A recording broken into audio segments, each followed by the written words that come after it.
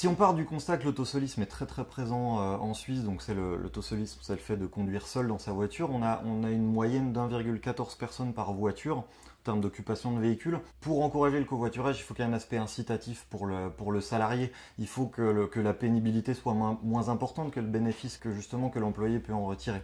Donc c'est pour ça que l'entreprise doit rentrer en ligne de compte, elle doit s'engager pour financer le covoiturage du salarié, mais pas que, il y a également la collectivité qui peut participer par des biais financiers, mais également par des voies dédiées au covoiturage, par du parking facilité. Et à ce moment-là, on se retrouve avec une responsabilité partagée entre l'usager, l'employeur et la collectivité pour faire avancer les mentalités notamment.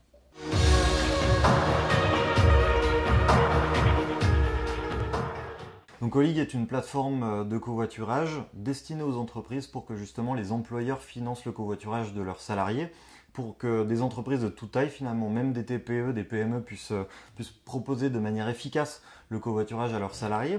Puis on a une approche qui est innovante puisqu'en fait on s'affranchit des plateformes de transport classiques où on renseigne à quel endroit on est, où est-ce qu'on va tel jour à telle heure. Et nous on s'inspire vraiment des plateformes de productivité pour qu'en fait à terme, via un algorithme d'intelligence artificielle, en fait, l'utilisateur, il n'ait quasiment aucune information à renseigner et que ce soit tout Colleague qui fasse un matching finalement intéressant et vraiment efficace entre les utilisateurs. Il y a vraiment des bénéfices pour les employeurs parce qu'en fait, ça permet déjà de résoudre une partie des problèmes de parking, qui sont des problèmes logistiques très très importants, notamment pour les entreprises genevoises. Ça permet de créer une marque employeur forte.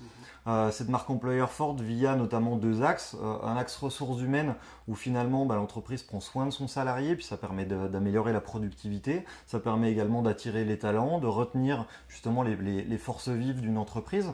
Et puis en termes d'environnement, ça permet de diminuer énormément son impact carbone. Et en plus, nous, on permet de mesurer la réduction d'impact carbone. Donc pour la future taxe carbone qui va être appliquée d'ici quelques années, aujourd'hui, il y a déjà des outils qui existent pour justement se souscrire à cette taxe.